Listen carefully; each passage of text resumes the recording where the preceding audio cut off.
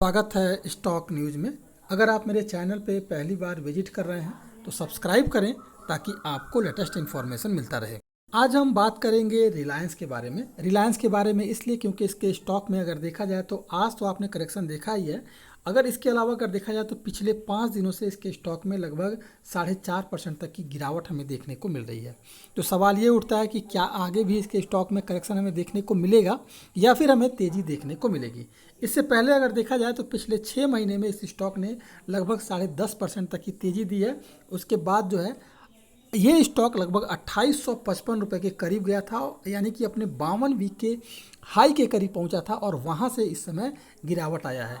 अगर 2855 रुपये से और अब के लगभग 2621 रुपये को देखा जाए तो इस समय ये स्टॉक लगभग 8% के डिस्काउंट पर आपको मिलता हुआ दिखाई दे रहा है और उम्मीद की जा रही है कि यहाँ से इसके स्टॉक में आगे जो है लगभग 28% तक की तेज़ी आपको देखने को मिल सकती है। यानी करंट प्राइस पर अगर आप खरीदारी करते हैं तो आपको यहाँ से लगभग 28% का मुनाफा होता हुआ दिखाई दे सकता है। तो ये कैसे मुनाफा होता हुआ दिखाई देगा, हम आगे इस पर चर्चा करते हैं। अब जो है कुछ रेटिंग एजेंसियां हैं, यानी कि 3 रेटिंग एजेंसियां हैं और इसके अलावा कुछ एक्सपर्ट हैं, ब्रोकरेज हाउस हैं, वो क्या रेटिंग दे रहे हैं, क्या टारगेट दे रहे हैं, हम उस पर एक बार चर्चा करते हैं।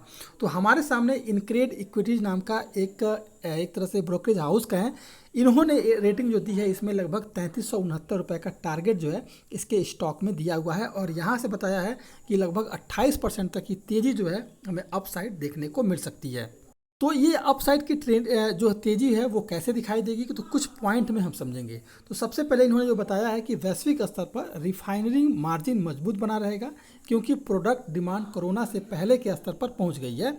इसके अलावा जो दूसरी रेटिंग है वो ये है कि रिलायंस ने एनर्जी सेक्टर में भारी भरकम निवेश किया है जिससे इसका कारोबार विस्तार होगा। शॉर्ट टर्म की बात करें तो कंपनी को रिन्यूएबल एनर्जी स्पेस में सबसे ज़्यादा अधिक फायदा जो है स्टर्लिंग एंड विल्सन और REC सोलर प्लांट के समझौते की साझेदारी के साथ होगा।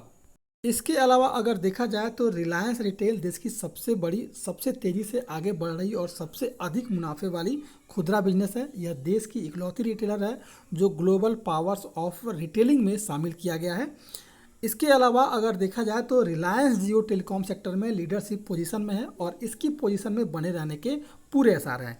इन बातों को देखते हुए आगे जो है इस इनक्रेड इक्विटीज़ के एनालिस्ट ने इसमें जो रेटिंग दी है वो 22 की दी है और लगभग जो है 3369 रुपये का टारगेट इसमें दिया हुआ है। जो दूसरी दूसरी जो ब्रोकरेज हाउस है वो है प्रभादास लीलाधर। इन्होंने भी 22 की रेटिंग दी है और लगभग 14% की यहाँ से जो है आपको अपसाइड मुनाफा देखने को मिल सकता है और इसमें जो टारगेट दिया है ये दिया है लगभग 3000 का।